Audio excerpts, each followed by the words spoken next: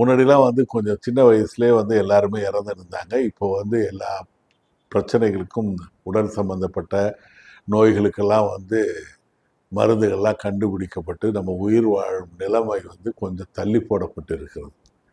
அதனாலே முதுமை இருக்கிறவங்க கணிசமாக இருக்காங்க. முதுமை வந்து பார்த்தீங்கன்னா ரொம்ப ஒரு சிரமமான ஒரு விஷயம். ஒரு அடிப்படையில் சொல்கிறதுன்னா வறண்ட இருமல்களுக்கு இடையே கடந்து போகும் சுவாசம் அது. அதுதான் முதுமை. முதுமையில் என்ன ஆகுதுன்னா வயசானவங்களுக்கு வந்து முதல்ல பார்வை கோளாறு வர ஆரம்பிக்குது. பார்வை திறன் வந்து குறையுது, காது கேட்கும் திறன் குறையுது, தொடுதல் உணர்ச்சி கூட குறையுது, ஒரு பேலன்சிங் ஆக்ட் கூட கொஞ்சம் சரியாக முடியல. முன்னாடி இருந்த மாதிரி மொட்டிலிட்டி ஆக்டிவிட்டிலாம் இல்லை.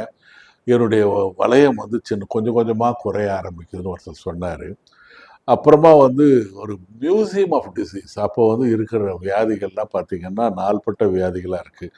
ஹைப்பர் டென்ஷன், டயபெட்டிஸ், ஆஸ்மா அல்லது ஸ்ட்ரோக்கு எல்லாமே இருக்கும்.